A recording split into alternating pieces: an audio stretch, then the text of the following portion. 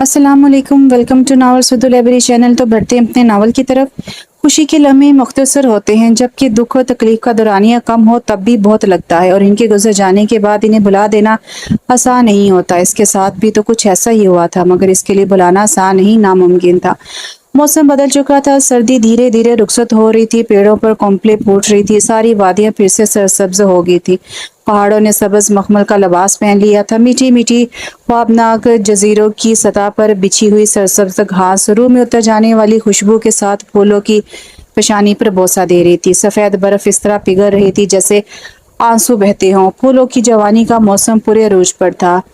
बादलों के झुंड से गुजरने वाली हवा तालियां बजाकर जोशो खरोश से बहार का इस्तकबाल करने में हमतन गोश थी। अंगूर की बेलें, शतूत की डाल और लहलाती खेतियां, कुदरत की रानाइयां, सब कुछ तो था इसके पास, लेकिन अंदर दिल की गहराइयों में जमी बर्फ की वजह से मौसम सर्द था। रूह की तन्हाइयों में कहीं बहुत गहरा दर्द था, जो इसे इन बदलते मौसमों से गुनगुनाते आबशारों से लुत्फ अंदोज ना होने देता। वो कई दफा टूट के बिखरी थी, बस वही जानती थी इसके जख्मों पर किसी ने मरहम न रखा। बज़ाहिर इसका जख्म भर गया था, लेकिन अंदर से आज भी जख्म हरा था।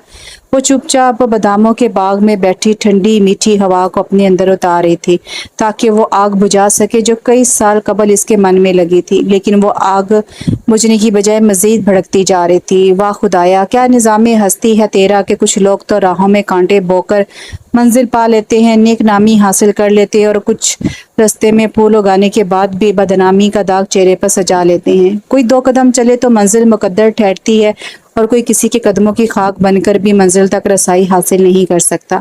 इससे पहले कि इसकी सोचे इसे माजी में धकेलती, नन्ही मरीम की आवाज़ इसे हाल में वापस खींच लाई। मामा, जल्दी घर चलें, आपको नानो बुला रही हैं। वो इसे झंझोड़ रही थी। हूँ, अच्छा चलो। वो गड़बड़ाई, जल्दी से दुपट्टे के पल्लू से बरसती आंखों को साफ किया और दुपट्टा अच्छी तरह ओढ़ने के बाद मरीम के साथ कदम कदम आस्ता आस्ता उठाती हवेली की जानिब चल दी। मामा, आप रो रही थी ना? आपको बाबा याद आ रहे थे ना? मरियम मुंह बसूर कर खड़ी हो गई। क्या हुआ बेटा, चलो ना, नानो खाने पे इंतजार कर रहे होंगे।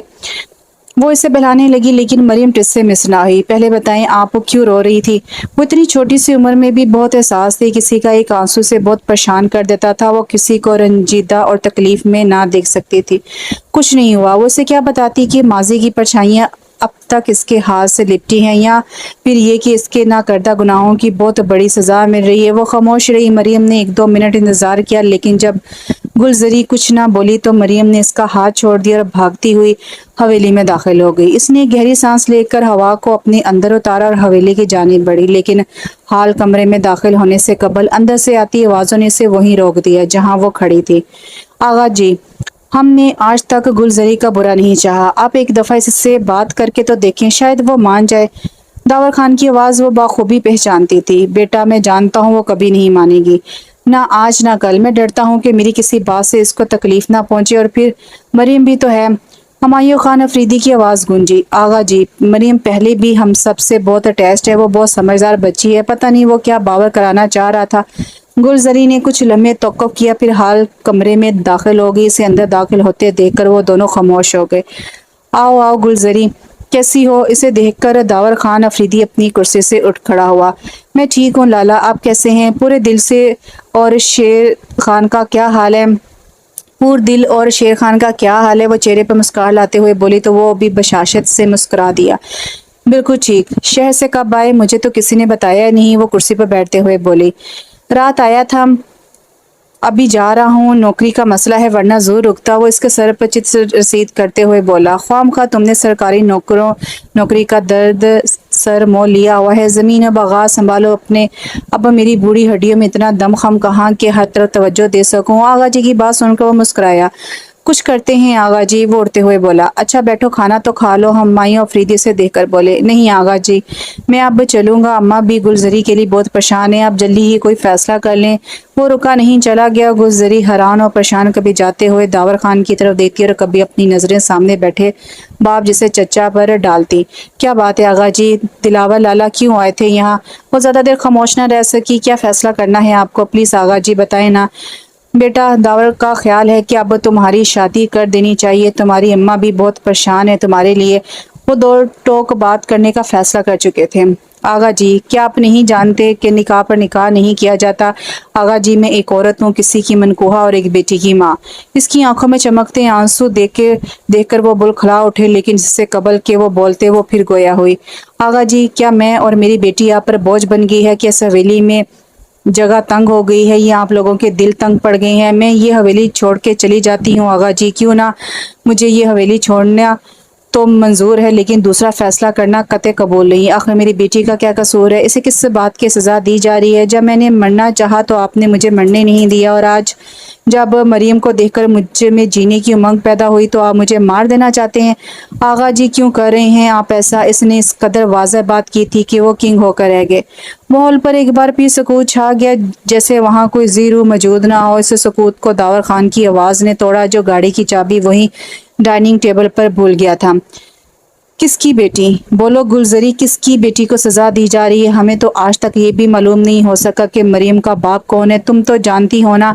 بولو، بتاؤ کون ہے اس کا باپ؟ وہ غصے سے بھرپور انداز میں چلا رہا تھا۔ وہ یکلخت ایک دم سے خود کو ڈگمگا گئی، لیکن پھر فوراً سنبھل کر بولی، حمیش خان افریدی کی بیٹی ہے مریم۔ سنا آپ نے دلاور لالا؟ مریم کا باپ حمیش خان ہے۔ کس کو تسلی دے رہی ہو گلزری؟ خود کو، ہمیں، یا پھر خدا جانے؟ گلزری، تم کب سمجھ پاؤ گی ہماری بات؟ کیا تم یہ سمجھتی ہو کہ والدیت کے خانے میں حمیش خان کا نام آنے سے وہ اس کی بیٹی بن گئی ہے؟ تو سراسر غلط سوچتی ہو تم، کیونکہ اگر حمیش خان کو اتنا ہی اس کا وجود پسند ہوتا تو اس بات کو ایشو بنا کر وہ گھر نہ چھوڑتا۔ وہ اسے حقیقت بھرا آئینہ دکھا رہا تھا۔ دلاور لالا، پلیز آپ گڑے مردے مت اکھاڑیں۔ وہ سر پکڑ کر بیٹھ گئی۔ میں جانتا ہوں گلزری کہ گڑے مردے اکھاڑنے کا کوئی فائدہ نہیں ہے۔ حمیش خان کو گئے 8 سال ہو گئے ہیں۔ ان 8 سالوں میں اس نے مڑ کر خبر نہیں لی، کہاں کہاں نہیں ڈھونڈا اسے میں نے۔ کب تک تم اس کے نام پر بیٹھی رہو گی؟ سہیل خان ایک اچھا آدمی ہے اور سب سے بڑھ کر میرا بہت اچھا دوست ہے۔ اس نے خود تمہیں پرپوز کیا ہے اور ہم نے بس دلاور لالا، اس سے زیادہ ایک لفظ نہیں۔ وہ بے شک اچھا صحیح، بہت اچھا صحیح، لیکن میری ماضی کی یادیں اذیت ناک ہیں دلاور لالا، اور مستقبل کی فکر میرے لیے عذاب ہے۔ کیا ہوا تھا اور کیا ہوگا، میں ان سوچوں میں چاروں طرف سے گھر چکی ہوں۔ میں تھک گئی ہوں لڑتے لڑتے۔ وہ ہامنے لگی، لیکن داور خان نے آگے بڑھ کے اسے پانی کا گلاس پکڑایا۔ ریلیکس گلزری، تم پریشان نہ ہو، سب ٹھیک ہو جائے گا۔ اس کی یہ حالت دیکھ اس کا دل کٹ جاتا تھا، لیکن وہ کچھ بھی نہ کر سکتا تھا۔ اگر کرنے کا سوچتا تو گلزری کی انا اور حمیش خان سے محبت آڑے آ جاتی۔ وہ بہت بے بس اور مجبور ہو گیا تھا۔ اس نے اس کا سر آہستہ سے تھپتھپایا اور ٹیبل سے کی رنگ اٹھا کر باہر چل دیا۔ گل بیٹا، کھانا کھا لو، جیسا تم چاہو گی ویسا ہی ہوگا، کیونکہ جو تم جانتی ہو وہ کوئی اور نہیں جانتا۔ اگر کوئی جان لے تو خیر چھوڑو۔ آغا جی اس سے بہلانے کی کوشش کرنے لگے۔ نہیں آغا جی، بھوک نہیں ہے، وہ کرسی سے اٹھتے ہوئے بولی اور سبک رفتار سے چلتی ہوئی باہر نکل گئی، جبکہ ہمایوں خان افریدی جانتے تھے کہ وہ ضبط کے کن کڑے مراحل سے گزر رہی ہے۔ ہمایوں خان افریدی کے 2 بھائی تھے، ان سے چھوٹے جو خوشنوید افریدی اور سب سے چھوٹے عمر افریدی۔ مجھے کے احساس کی رنگینیوں کے ساتھ وہ تینوں بھائی اپنے پاؤں پر کھڑے ہو گئے۔ تینوں کے یک بعد دیگر شادیاں کر دی گئی۔ ہمایوں افریدی کی بیٹی پر دل خوشنود افریدی کے 2 بیٹے داور خان اور حمیش خان، اور عمر خان کی بیٹی گلزری۔ ان کے مہکتے باغ کے تازہ کھلتے پھول تھے۔ خاندانی دشمنی نے چھوٹی سی عمر میں ہی گلزری سے اس کے باپ کو چھین لیا۔ سارے گھر والوں کی محبتوں کے ساس اور نرم رویوں نے اسے خود سر و ضدی بنا دیا تھا، جبکہ پورے دل اپنے باپ کی طرح ہی نرم دل تھی۔ یوں ایک حویلی میں رہتے ہوئے وہ سب ایک دوسرے کو دل کی دھڑکنوں میں بسائے رکھتے تھے۔ جب بچے شعور کی منزل کو پہنچے تو داور خان اور پورے دل کو نکاح کے بندھن میں باندھ دیا گیا۔ گلزری اور حمیش خان کے مزاجوں میں مکافات نہ ہونے کی وجہ سے فیصلہ مستقبل پر چھوڑ دیا گیا۔ خوشنود خان اور پر دل کی والدہ زینت خاتون شہر گئے تو واپس خون میں نہا کر آئے۔ ایک روڈ ایکسیڈنٹ میں دونوں جان سے گئے۔ جوں روزے شب کھسکتے جا رہے تھے، گلزری کی ضد اور خودسری میں اضافہ ہوتا جا رہا تھا۔ حمیش خان نے یونیورسٹی میں داخلہ لیا تو گلزری نے بھی ضد شروع کر دی کہ وہ بھی یونیورسٹی میں داخلہ لے گی۔ سب کے سمجھانے کے باوجود اس کی ضد ختم نہ ہوئی تو حمیش خان نے اسے سمجھانے کی کوشش کی، لیکن وہ سمجھنے والی نہ تھی۔ یہ کیا ڈرامہ ہے؟ وہ غصے سے دھاڑا۔ کیسا ڈرامہ؟ اگر یونیورسٹی میں پڑھنا ڈرامہ ہے تو میں بھی تمہارے ساتھ اس ڈرامے میں شامل ہونا چاہتی ہوں۔ وہ اس کے غصے کو نظر انداز کرتے ہوئے بولی۔ شٹ اپ، فضول بولنا بہت آ گیا ہے تمہیں۔ تم جانتی ہو کہ ہمارے خاندان میں لڑکیاں صرف میٹرک تک پڑھتی ہیں، اس کے باوجود تم بی اے کیا۔ پورے دل کو دیکھو، آرام سے گھر بیٹھی ہے، مگر پتہ نہیں تمہارے دماغ میں کیا خناس سمایا ہے۔ اس کی آواز غصے کی شدت سے پورے کمرے میں گونج اٹھی تھی۔ پورے دل اور مجھ میں بہت فرق ہے حمیش خان، برائے مہربانی مجھے اس سے مت ملاؤ۔ وہ تنگ کر بولی تو اس کا دماغ گھوم گیا۔ کیا فرق ہے تم دونوں میں؟ بولو، جواب دو۔ میں سورج کی کرنوں کے ذریعے آسمان تک پہنچنا چاہتی ہوں، شبنم کی طرح پھولوں کے کندھوں کا بوجھ نہیں بننا چاہتی۔ تم جانتے ہو خان مانگنا میری عادت نہیں ہے، میں صرف فیصلہ سنایا کرتی ہوں۔ وہ دو بدو بولی تو وہ مزید چڑھا۔ یہ تو وقت ہی بتائے گا کہ فیصلہ کون سناتا ہے اور مانگتا کون ہے۔ گلزری صاحبہ، وہ لفظوں کو چبا چبا کر بولا، اس حویلی کے مرد جب تمام عیاشیاں افورڈ کر سکتے ہیں، اپنی مرضی کی زندگی گزار سکتے ہیں، خود پڑھ سکتے ہیں، تو پھر حویلی کی عورتوں پر پابندی کیوں؟ اس نے بہرحال سے اس کی خودداری پر حملہ کیا تو حمیش خان نے بڑی مشکل سے خود پر قابو پایا۔ حد ہوتی ہے گلزری، بولنے سے پہلے سوچ لیا کرو۔ وہ نرم لہجے میں بولا۔ حمیش خان، میں سوچ کر بولتی ہوں، سب جانتے ہیں کہ میں جو چاہتی ہوں وہ کرتی ہوں، اس لیے میں ضرور ماسٹرز کروں گی۔ وہ اس کے نرم لہجے کو دیکھ کر خود پر قابو پاتی بولی، تو کرو ماسٹرز، کون منع کر رہا ہے؟ مجھے مضامین بتانا، میں کتابیں فراہم کر دوں گا تمہیں۔ وہ طنزی انداز میں بولا تو اس کے تن بدن میں آگ لگی۔ میں اپنی مرضی سے پڑھوں گی حمیش خان، اور اسی یونیورسٹی میں داخلہ لوں گی جس میں تم لے رہے ہو۔ وہ فاتحانہ انداز میں اس کی طرف دیکھتے ہوئے بیڈ پر بیٹھ گئی، جبکہ وہ لمبے لمبے ڈگ بھرتا کمرے سے باہر نکل گیا۔ سب کے سمجھانے کے باوجود اس کی ایک ہی ضد تھی کہ وہ داخلہ ضرور لے گی۔ جب اس نے اپنی ضد نہ چھوڑی تو آغا جی نے ایک اور فیصلہ کیا۔ ٹھیک ہے، تم یونیورسٹی میں داخلہ لے لو، لیکن اس سے پہلے تمہارا اور حمیش خان کا نکاح ہوگا۔ وہ ان کی بات سن کر کنگ رہ گئی، لیکن کچھ نہ بولی۔ جانتی تھی کہ حمیش ضرور بولے گا، مگر آغا جی، یہ کیسے ممکن ہے؟ وہ بہت ضدی ہے۔ اور وہ ہمایوں خان کی بات سن کر ہتے سے اکڑ گیا تھا۔ اس نے تو اس بارے میں کبھی سوچا بھی نہیں تھا۔ وہ تو اس کے مد مقابل کھڑا ہونا چاہتی تھی، اور خاندان کی ریت و رواج میں ایسا کب ممکن ہوا تھا؟ مگر یہ ضروری ہے حمیش خان، کیونکہ اس نے اگر یونیورسٹی میں کوئی اور حماقت کر ڈالی تو ہم کہیں نظر اٹھانے کے قابل نہیں رہیں گے۔ وہ عمر کی بیٹی ہے اور مجھے جان سے بڑھ کر عزیز ہیں۔ آغا جی اس سے روبرو طلب کر کے اپنی خواہش کا اظہار کر رہے تھے، جبکہ وہ کچھ بھی ماننے پر تیار نہ تھا۔ سارے گھر کی لاڈلی ہے، اس لیے ضدی ہے، وقت کے ساتھ ساتھ سمجھدار ہو جائے گی۔ اسے سمجھا رہے تھے، اس کی زندگی کا ہر فیصلہ آغا جان نے ہی تو کیا تھا۔ اسے ان سے خاص انسیت تھی، اس لیے ان کا ہر لفظ حروف آخر ہوتا تھا۔ بہت بحث ہوئی، لیکن بلا آخر حمیش خان نے ہتھیار ڈال دیے۔ اس نے یونیورسٹی میں داخلہ لے لیا۔ دونوں کے ڈپارٹمنٹ مختلف تھے، اس لیے آمنا سامنا بہت کم ہوتا تھا، لیکن اس دن تو حد ہی ہوگی۔ وہ اپنی دوست شائستہ کے ساتھ اپنی ڈپارٹمنٹ سے باہر نکلی تھی تو سامنے حمیش خان خرما خرما چل رہا تھا۔ وہ اس سے دیکھ کر رکی، لیکن وہ اسے دیکھ کر چپ چاپ آگے نکل گیا۔ یہ حمیش خان ہے، یونیورسٹی کا لائق ترین اسٹوڈنٹ، بی ایس آنرز میں اسی یونیورسٹی سے کیا ہے، لڑکوں اور لڑکیوں میں یکساں مقبول۔ شائستہ سے حقیقت سے آگاہی دے رہی تھی، یہ جانے بغیر کسی سے بڑھ کر کون جانتا ہوگا حمیش خان کو؟ اچھا، اور کوئی انفارمیشن؟ وہ مسکرائی۔ ایک بہن بھی پڑھتی ہے اس کی یہاں، مریم خان اسی کے ڈپارٹمنٹ میں ہے۔ تم سمجھو چولی دامن کا ساتھ ہے بہن بھائی کا۔ وہ چونکی، کیا مطلب؟ مطلب یہ کہ اسی سال آئی ہے، سائی کی طرح دونوں بہن بھائی ایک دوسرے کے ساتھ چپکے رہتے ہیں۔ نہ تو مریم خان کی کسی سے دوستی ہے، حمیش خان نے تو اپنے دوستوں تک کو چھوڑ دیا بہن کی وجہ سے۔ اس ایک لمحے کو تو اپنے کانوں پر شک گزرا، لیکن پھر وہ خاموشی سے سنتی رہی۔ اس کے اندر چھنکے سے کچھ ٹوٹ گیا، کیونکہ وہ بخوبی جانتی تھی کہ حمیش خان کی کوئی بہن نہیں ہے۔ چلیں، شائستہ بولی۔ ہاں ہوں۔ وہ چونکی، کیا ہوا؟ کچھ نہیں، سر میں معمولی درد ہے، میں ہاسٹل جا رہی ہوں، تم باقی کی کلاسز لے کر واپس آ جانا۔ وہ چپ چاپ وہاں سے نکل آئی۔ ہاسٹل جانے کی بجائے وہ سیدھی انگلش ڈپارٹمنٹ سے ہوتی ہوئی زائلوجی ڈپارٹمنٹ کی طرف چلی۔ سامنے ہی حمیش خان کسی لڑکی کے ساتھ کھڑا تھا۔ وہ گلزری کو سامنے دیکھ کر لمحے بھر کا سٹ پٹائے، لیکن فوراً ہی سنبھل کر آگے بڑھا۔ آؤ گلزری، کیسے آئی ہو؟ گلزری نے دیکھا کہ اس لڑکی کے چہرے پر ایک سایہ سا آ کر گزر گیا۔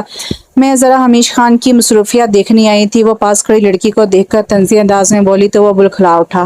یہ مریم خان ہے گلزری، وہ تعارف کروانے لگا۔ غائبانہ تعارف تو تھا آپ سے، لیکن آج آپ کو دیکھ بھی لیا، آپ سے مل کر خوشی ہوئی۔ مریم خان نے ہاتھ آگے بڑھائے تو گلزری نے نحوست سے جھڑک دیا، لیکن مجھے کوئی خوشی نہیں ہوئی، اور تمہیں تو حمیش خان میں حویلی جا کر پوچھوں گی، وہ غصے سے بولی۔ گلزری، کوئی بھی بات کرنے سے قبل یاد رکھنا ہوا اپنے ساتھ مٹی بھی اڑا کے لاتی ہے لیکن گھر تعمیر نہیں کر سکتی۔ وہ اسے تنبیہ کر رہا تھا لیکن وہ بھی اپنے نام کی ایک تھی۔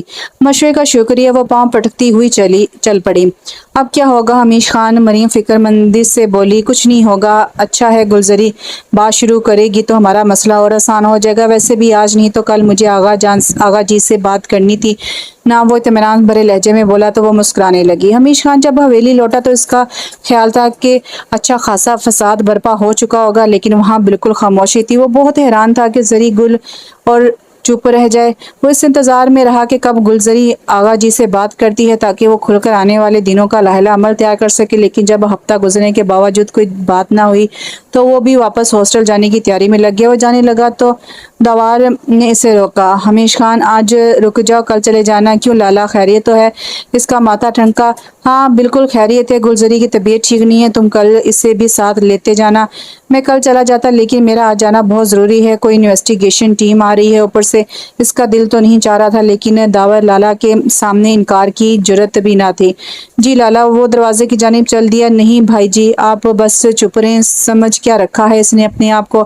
اماں بھی مسلسل بول رہی تھی۔ نہیں بہن جی، وہ بس ذرا جلدی میں تھا، میں خود بات کروں گا۔ جیسے آغا جی سر جھکائے بول رہے تھے۔ کیا ہوا اماں، خیر تو ہے؟ وہ آگے بڑھتے ہوئے بولا۔ ارے سارے کہتے تھے وہ بچی ضدی ہے، لیکن تو نے تو اسے بھی پیچھے دھکیل دیا، کچھ خدا کا خوف نہیں ہے؟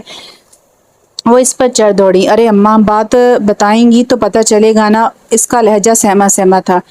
دیکھ حمیش خان، میں بول رہی ہوں، تو نے اگر گلزری سے ایسا سلوک رکھا تو مجھے کچھ اور سوچنا پڑے گا۔ وہ تڑک بولی تو وہ حواس باختہ ہو گیا۔ اماں، ایسا کیا کیا ہے میں نے؟ وہ غصے کو ضبط کرتے ہوئے بولا۔ آج ہفتہ ہو گیا اسے بخار ہوئے، تجھ سے اتنا نہ ہو سکا کہ اس بچی کا حال ہی پوچھ لے؟ ارے بیوی ہے وہ تیری، بیوی سمجھ کر نہیں تو چچا زاد سمجھ کر ہی پوچھ لیا ہوتا۔ وہ اسے لتاڑ رہی تھی اور اس نے سکون کا سانس لیا۔ وہ تو سمجھا تھا کہ پتہ نہیں گلزری کے ساتھ ایسا کیا کر دیا اس نے کہ اماں نے اتنے غصے میں آ گئی ہیں۔ وہ چپ چاپ اس کے کمرے کی طرف چل دیا، کمرے میں پاؤں رکھا اور ٹھٹک کر رک گیا۔ اس کا پھولوں کی طرح شاداب چہرہ ایک ہفتے میں کملا کر رہ گیا تھا۔ خوبصورت کالی آنکھوں میں اداسی کے رنگ تھے۔ اس نے حمیش خان کو کمرے میں داخل ہوتے دیکھا تو بیڈ کرون کے ساتھ ٹیک لگا کے بیٹھ گئی۔ آؤ حمیش خان، آج تم میرے کمرے کی راہ کیسے بھول گئے؟ اس کا انداز طنزیہ تھا۔ وہ اس کے انداز کو دیکھ کر مسکرائے، پھر آگے بڑھتے ہوئے بولا، تمہاری طبیعت کیسی ہے؟ اماں بتا رہی تھی کہ تمہیں بخار ہے۔ حمیش خان، ہر بات کا پتہ تمہیں اماں سے ہی کیوں چلتا ہے؟ کبھی اپنی آنکھیں اور کان بھی کھلے رکھا کرو۔ وہ اس کے غصے سے بھرپور انداز کو دیکھ کر ہنس دیا۔ ویسے تم کہیں میری اور مریم کی دوستی کی وجہ سے تو، میرا مطلب ہے کہیں تم نے ہماری دوستی کو خود پہ حاوی تو نہیں کر لیا؟ بخار جان ہی نہیں چھوڑا۔ وہ سنگل صوفے پر ٹیک لگا کر بیٹھ گیا۔ تم جانو اور تمہاری مریم خان، مجھے پرواہ ہونے لگی تم لوگوں کی۔ مجھے کیوں پرواہ ہونے لگی تم لوگوں کی؟ وہ تڑک کر بولی۔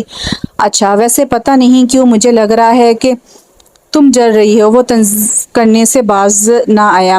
جلتی ہے میری جوتی؟ وہ غصے سے بولی۔ اوہ، اتنی محبت ہے مجھ سے کہ جوتی بھی جلتی ہے؟ یہاں تو معاملہ ہی الٹ ہو گیا۔ وہ اسے تولتی نگاہوں سے دیکھنے لگا۔ محبت کا لفظ میری ڈکشنری میں نہیں ہے حمیش خان، اور وہ بھی تمہارے ساتھ۔ تم دن رات مریم خان کے ساتھ عشق کی پینگیں بڑھا رہے ہو۔ وہ لفظوں کو چبا چبا کر بولی تو حمیش خان کو یوں محسوس ہوا کہ اس کے دماغ کی کوئی نس پھٹ گئی۔ یو شٹ اپ، حد میں رہو اپنی۔ خبردار، آج کے بعد مریم خان کے لیے اس قسم کا کوئی بےہودہ لفظ استعمال کیا تو۔ وہ پھٹ پڑا۔ میں اپنی حدود کو اچھی طرح جانتی ہوں، تم ہی اپنی حدود سے نا واقف ہو۔ اس کا غصہ دیکھ کر گلزری کے ہونٹوں پر تبسم بکھر گیا۔ میں تمہیں آخری بار تنبیہ کر رہا ہوں، مریم خان کے حوالے سے آئندہ ایسی کوئی بات مت کرنا، ورنہ نتائج کی ذمہ دار تم خود ہوگی۔ وہ غصے سے دھاڑا۔ حمیش خان، یونیورسٹی میں مریم خان اور تم بہن بھائی مشہور ہو، میرا ساتھ کیا جھوٹ بولو گے؟ کیونکہ میں تو تمہاری اور مریم خان کی حقیقت جانتی ہوں نا۔ وہ تنگ کر بولی۔ مجھے کیا ضرورت پڑی ہے جھوٹ بولنے کی؟ مریم خان میری عزت ہے، نہ صرف میری بلکہ حویلی کی بھی، کیونکہ تم جانتی ہو کہ خانوں کی عزت ان کی حویلی اور خاندان کی بھی عزت ہوتی ہے۔ وہ رکا نہیں، چلا گیا اور وہ اس کے لفظوں پر غور کرتی رہ گئی۔ یہ کیا کہہ گیا تھا؟ یہ کیا کہہ گیا ہے حمیش خان عزت تو کیا مریم خان اور حمیش خان کے نے نکاح او میرے خدایا یہ کیسے ممکن ہے۔ وہ رات بس سوچتی رہی جس کا نتیجہ یہ نکلا کہ بخار ٹھیک ہونے کی بجائے لمبا ہوتا چلا گیا۔ جب اس کا میڈیکل سرٹیفکیٹ یونیورسٹی پہنچا تو دوسرے ہی دن اس کی دوست شائستہ اس کا حال چال پوچھنے حویلی آدم کی۔ کیا حال بنا رکھا ہے تم نے، جلدی سے ٹھیک ہو جاؤ، پیپر شروع ہونے والے ہیں۔ محترمہ ہے کہ ٹھیک ہوتی دکھائی نہیں دے رہی، وہ اسے پیار بھرے انداز میں ڈانٹ رہی تھی۔ ہوں اچھا وہ مسکرائی۔ اچھا سنا یونیورسٹی کیسی جا رہی ہے؟ وہ جو چائے کی پیالی اٹھا رہی تھی مسکرانے لگی۔ یونیورسٹی A1، آج کل بڑی ہلچل مچی ہے زوالوجی ڈپارٹمنٹ میں۔ وہ چونکی کیوں، کیا ہوا؟ وہی حمیش خان اور مریم خان کا قصہ۔ مریم خان جس شخص سے شادی کرنا چاہتی ہے حمیش خان کو وہ سخت ناپسند ہے، اس لیے آج کل دونوں ایک دوسرے سے دور ہیں۔ وہ ٹھٹکی۔ کہا تو بہن بھائی سائے کی طرح ایک دوسرے کے ساتھ چپکے رہتے تھے، ہم جیسے دور سے دیکھ کر ٹھنڈی آہیں بڑھتے تھے۔ اور کہا وہ ایک لمبی آہ بھر کر رہے گی۔ حمیش خان کی کوئی بہن نہیں ہے شائستہ، وہ دکھ سے بولی۔ چھوڑو یار، لگتا ہے ادھر بھی کوئی ایسا ہی سلسلہ ہے۔ ویسے یار قصور تمہارا بھی نہیں ہے، بندہ ہے ہی ایسا سحر انگیز شخصیت، اور پھر ہر وقت ناک پر دھرا غصہ۔ ہر کوئی بلا شرکت غیر اس کا مالک بننا چاہتا ہے۔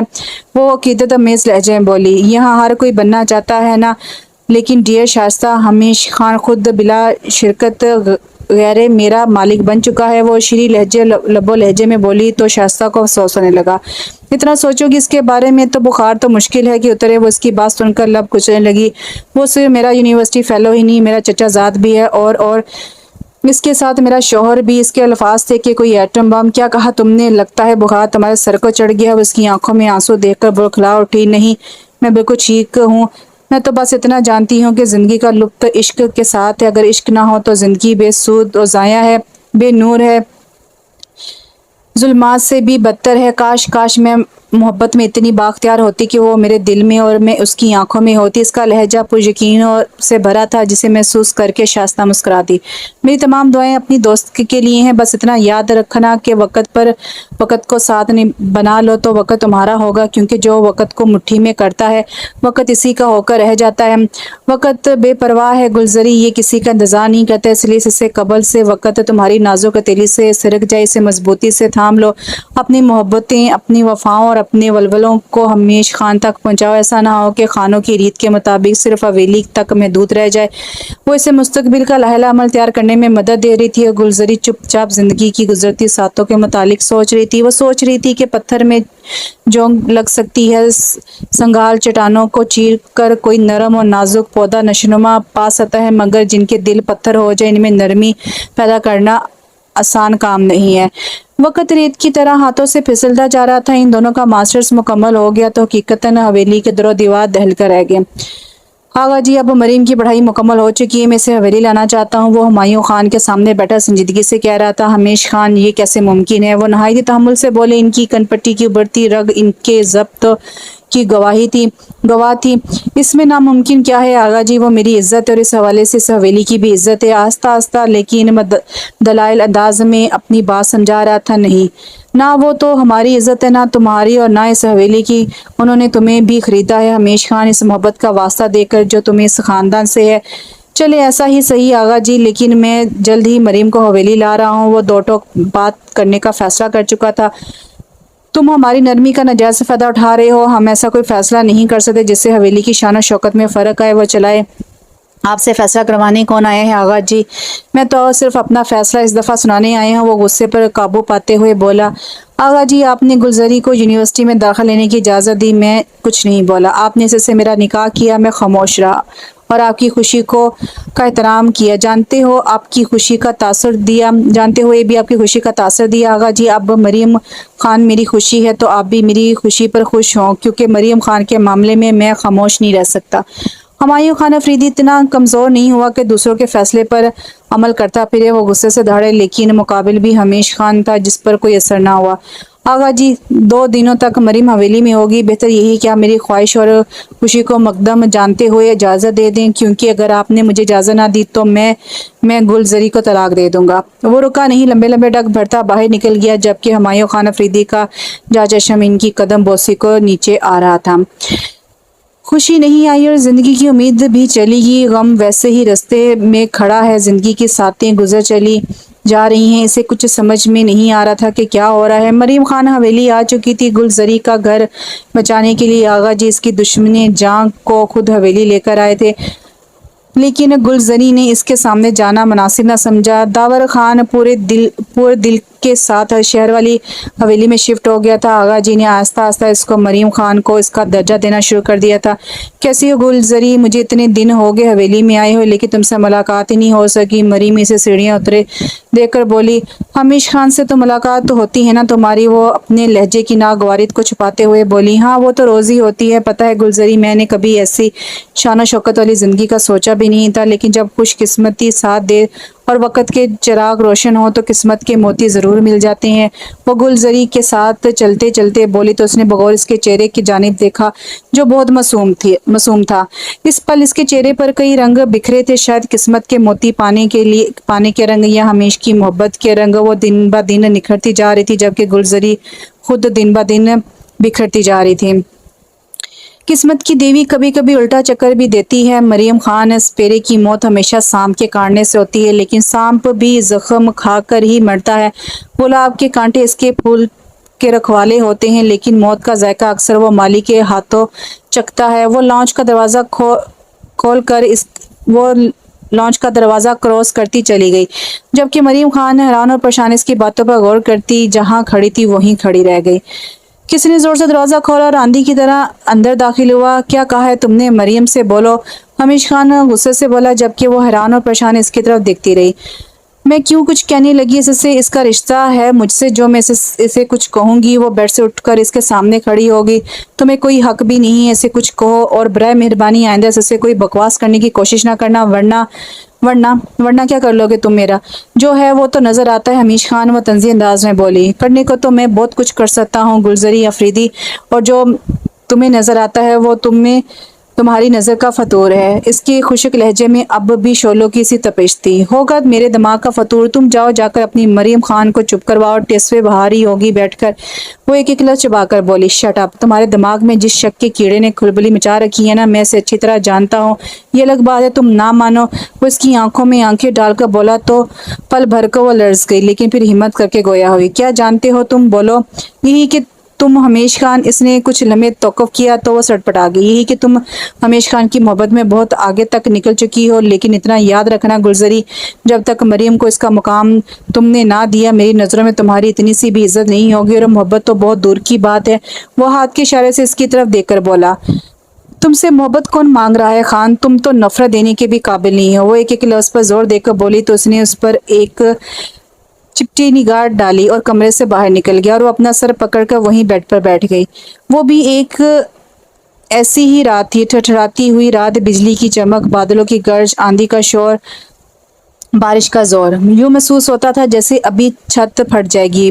پورے دل کی طبیعت خراب تھی۔ اماں بھی، گلزری کی والدہ اور آغا جی سب شہر گئے تھے، جبکہ گلزری، مریم خان، حمیش خان حویلی میں تھے۔ بادل یوں گرج رہے تھے کہ کان پڑتی آواز سنائی نہ دے رہی تھی۔ لائٹ چلی گئی۔ گلزری نے کینڈل جلانے کے لیے ماچس تلاش کی، لیکن اسے نہ ملی۔ وہ ماچس لینے کے لیے کچن کی جانب جا رہی تھی کہ بلا ارادہ اس کے قدم مریم خان کے کمرے کے سامنے رک گئے۔ اندر سے ہلکی ہلکی سسکیوں کی آواز اس طرح آ رہی تھی جیسے کوئی بہت تکلیف میں ہو۔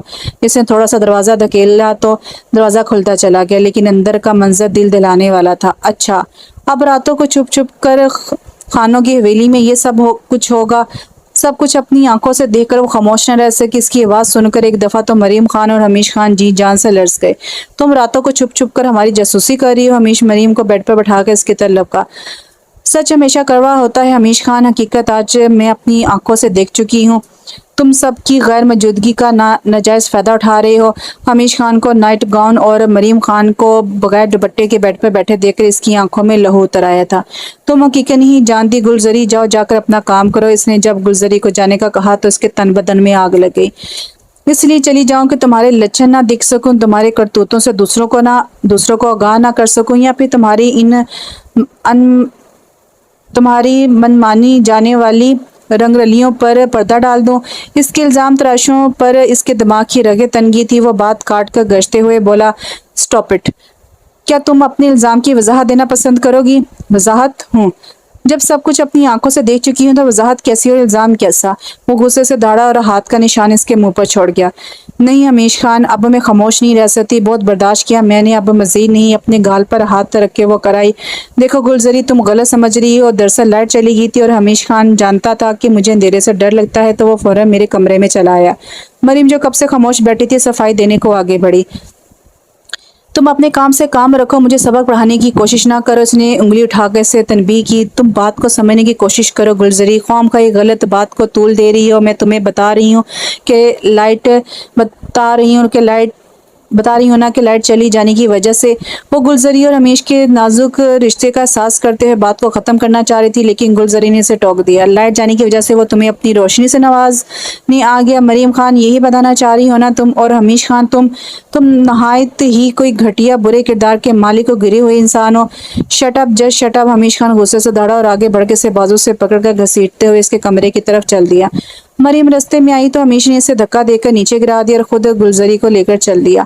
باہر آندھی کا شور تھا، بادلوں کی گرج تھی، بجلی کی چمک، بارش کا شور، ایک دل دہلانے والا منظر، اور اس سے بھی خوفناک منظر اس کا منتظر تھا۔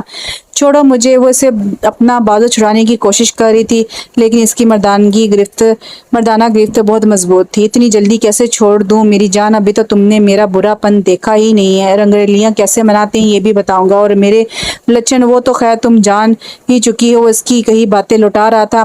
میں کہتی ہوں چھوڑو مجھے۔ وہ اس کے جاہرانہ عزائم کو دیکھ چکی تھی اور حقیقتاً خوفزدہ بھی ہو رہی تھی۔ اس نے اسے بیڈ پر پٹکا اور اندر سے دروازہ لاک کر لیا۔ اس کے چہرے پر خطرناک عزائم کی سرخی پھیلی ہوئی تھی۔ آگے جھک کر اس کے دونوں ہاتھوں کو اپنے ہاتھوں کی گرفت میں جکڑ لیا۔ وہ بری طرح مچلنے لگی۔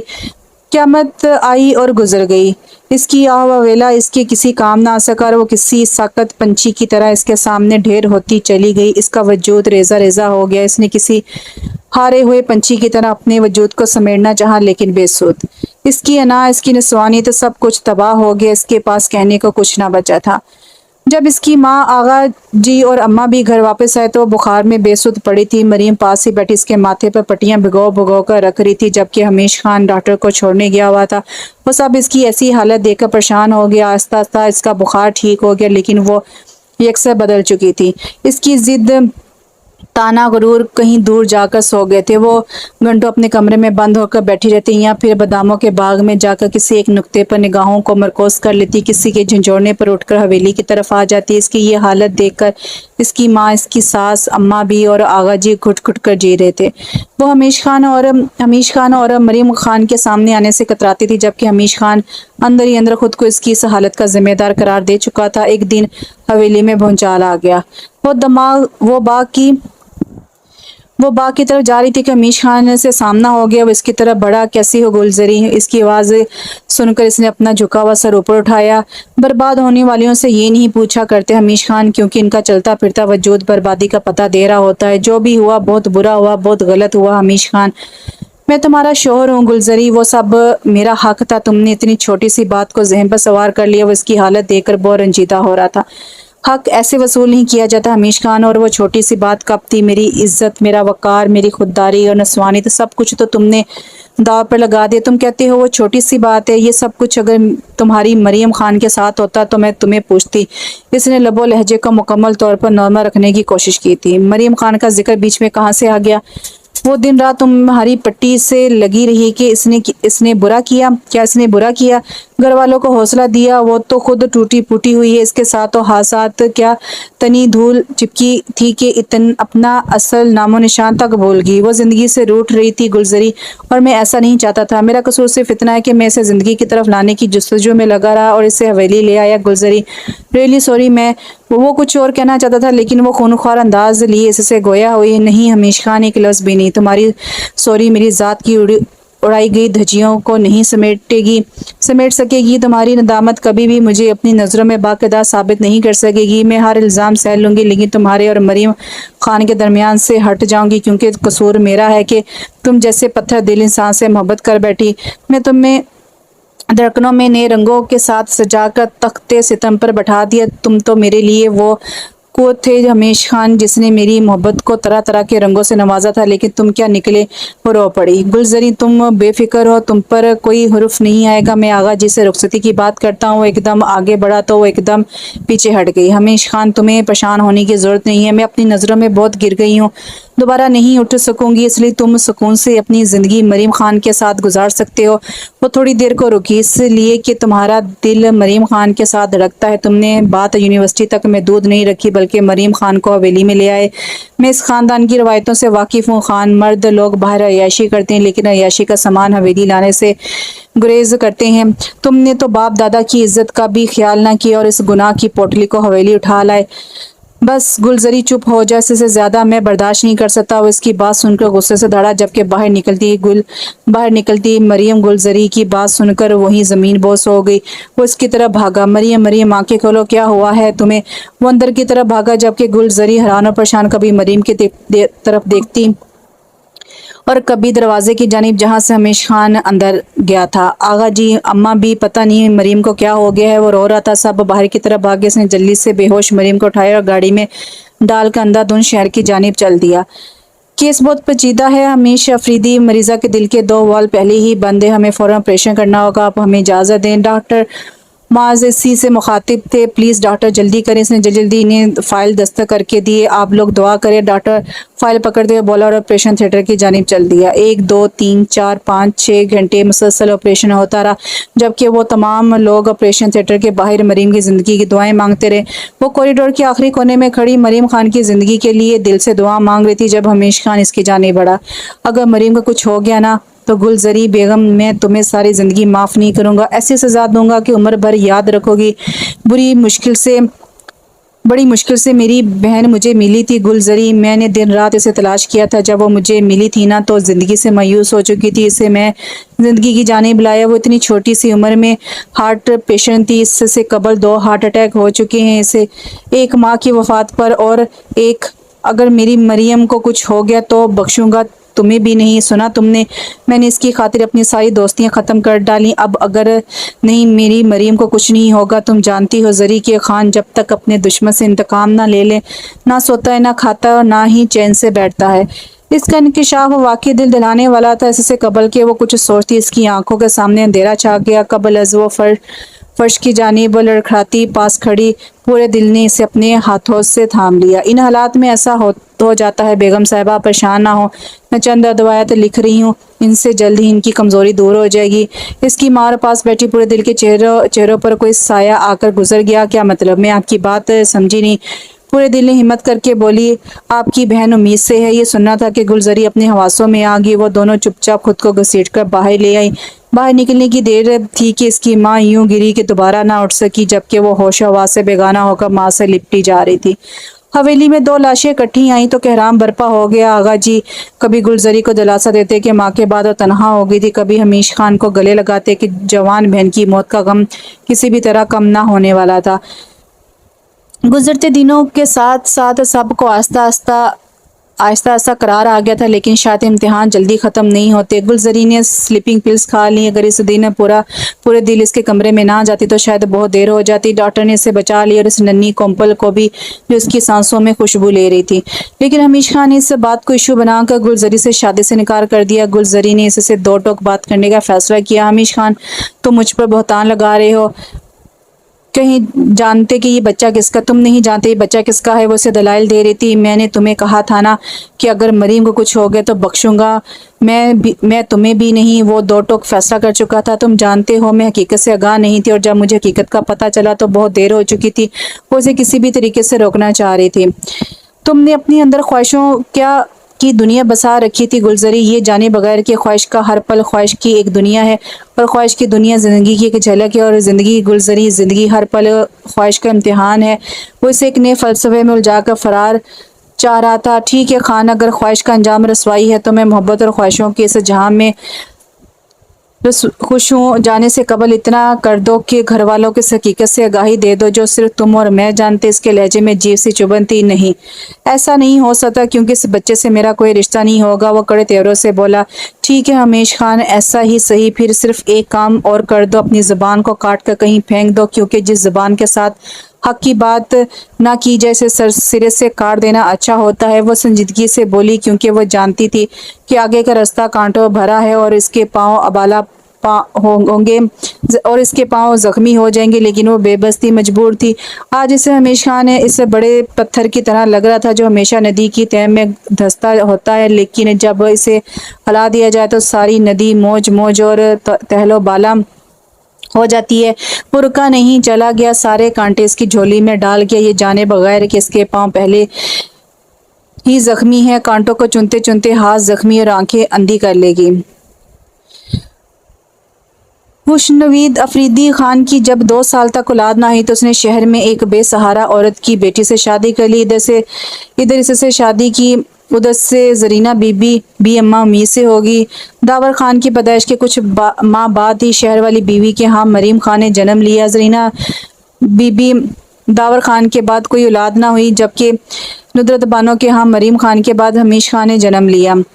خوشنود افریدی حمیش افریدی اور مریم خان کو حویلی میں لانا چاہتے تھے، لیکن ان کے باپ نے اجازت نہ دی۔ باپ کی وفات کے بعد ندرت بانو نے اس شرط پر حمیش خان کو اس کے حوالے کیا کہ مریم خان ماں کے پاس ہی رہے گی۔ خوشنود خان جب تک زندہ رہا اپنی بیوی اور بیٹی سے ملنے شہر جاتا رہا، جبکہ حمیش خان کو اس کے متعلق کچھ نہ بتایا۔ پوردل اور داور خان کے نکاح سے ایک دن پہلے خوشنود خان نے ساری کہانی حمیش کو سنا ڈالی اور وعدہ کیا کہ وہ حمیش خان کو اس کی ماں اور بہن سے ضرور ملوائے گا، لیکن انہیں زندگی نے مہلت نہ دی۔ ایک حادثے میں اپنی زندگی ہار گیا حمیش خان کو چند سالوں بعد اپنے باپ کے ایک دوست کے ذریعے اپنی ماں اور بہن کا پتہ چلا۔ وہ ملنے گیا تو اس کی ماں زندگی کی بازی ہار چکی تھی، جبکہ اس کی بہن ایک خستہ حال مکان میں زندگی سے مایوس ہو کر دن پورے کر رہی تھی۔ زندگی کی وہ بہت احساس تھی۔ حمیش خان اسے زندگی کی طرف واپس لانے کے لیے تگودود کرنے لگا، اسے نئے سرے سے پڑھائی کی طرف راغب کیا۔ وہ اپنی بہن کی حالت دیکھ کر اندر تک لرز جاتا، اور جب ڈاکٹرز نے بتایا کہ اتنی چھوٹی عمر میں 2 ہارٹ اٹیک ہونے کی وجہ سے دل کے 2 والو بند ہو چکے ہیں، وہ بہت مایوس ہو گیا، لیکن اپنی محبتیں اور الفتیں اپنی بہن پر لوٹاتا چلا گیا۔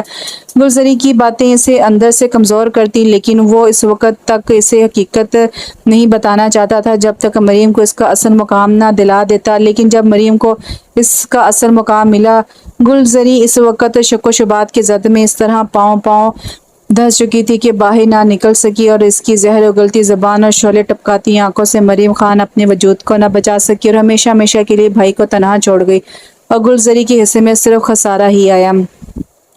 دیکھو گلزری، باہر نکلو بیٹا، کب تک کمرے میں یوں ہی بند پڑی رہوگی؟ اماں بھی اسے پیار اور محبت سے سمجھا رہی تھی۔ انہیں بھی حمیش خان کے جانے کا بہت دکھ تھا، انہوں نے کبھی داور خان اور اس میں کوئی فرق روا نہ رکھا تھا۔ انہوں نے حویلی آنے پر مریم کو بھی اپنی باہوں میں سمیٹ لیا تھا۔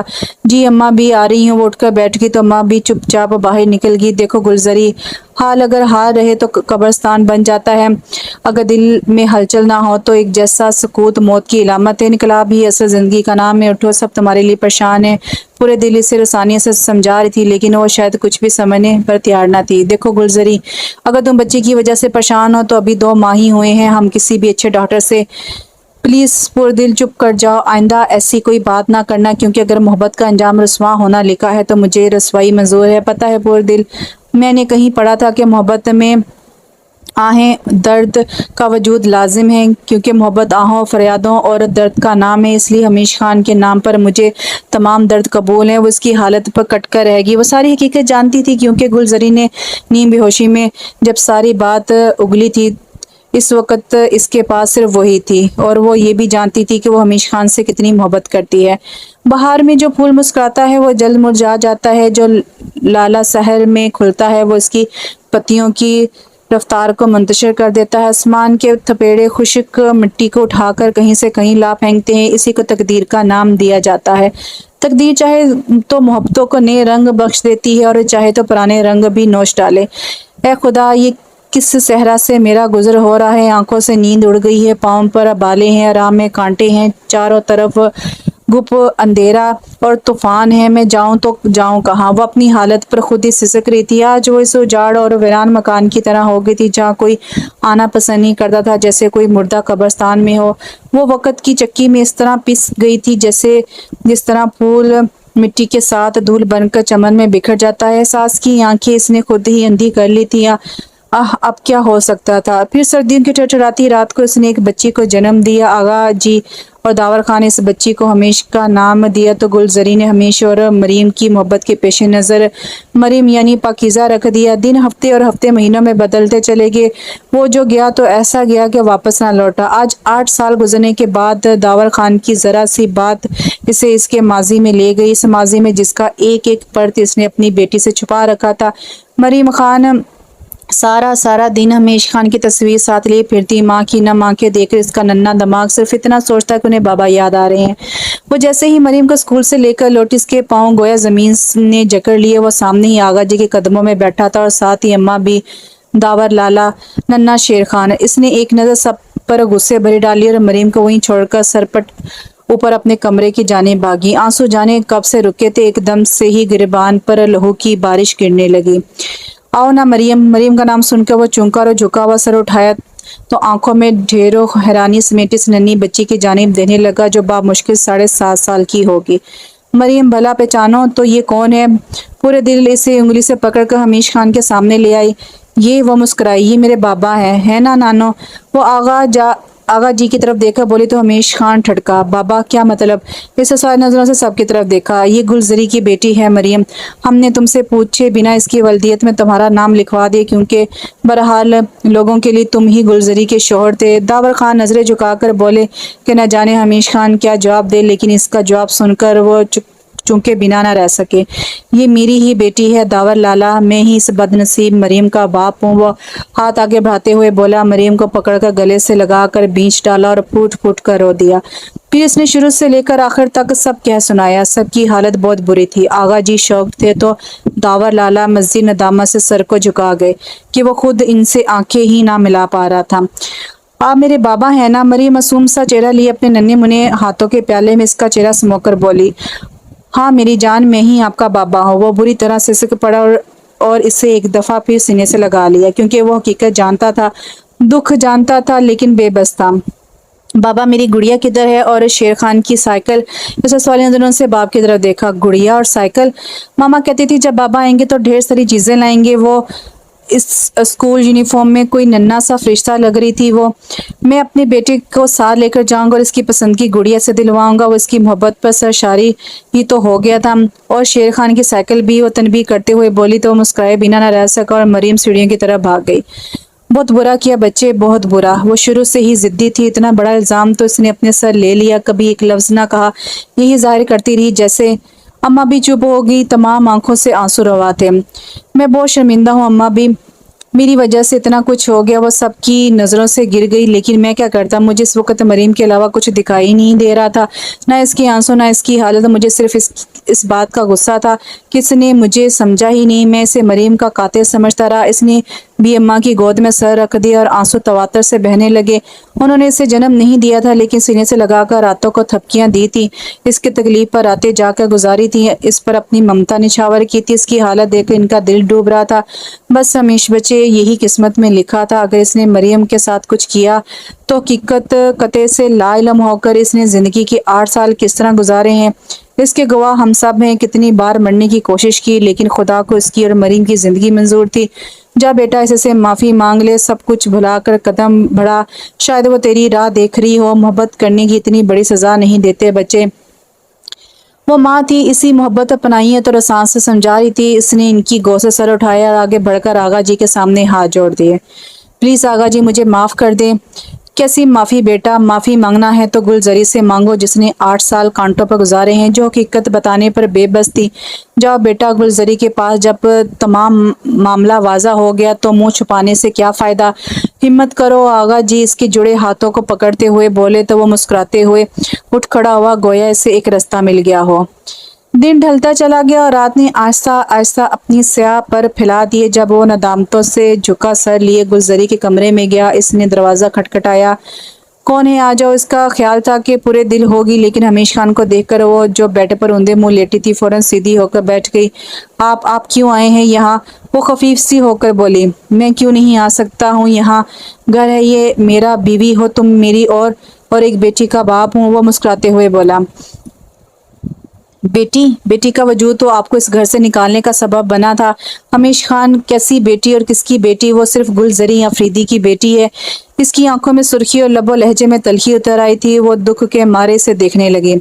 मैं सबसे माफी मांग चुका हूँ गुलजरी, सब ने मुझे माफ कर दिया। हकीकत क्या है सबको बता चुका हूँ, क्या तुम मुझे माफ नहीं करोगी? वो बेड की पायनी पर बैठते हुए बोला। वो फौरन खड़ी हो गई। सब ने आपको माफ कर दिया और मेरे गुज़िश्ता माहों साल का हिसाब कौन देगा हमीश खान कि मैंने वो दिन किस करब में गुजारे? मेरी माँ दामत से झुका सर लेकर इस दुनिया से चली गई। जब मुझे तसल्ली के दो लफ्ज़ों की जरूरत थी तब आप हमीश खान ये कहकर चले गए कि मैंने ख्वाहिशों की दुनिया बसा ली है।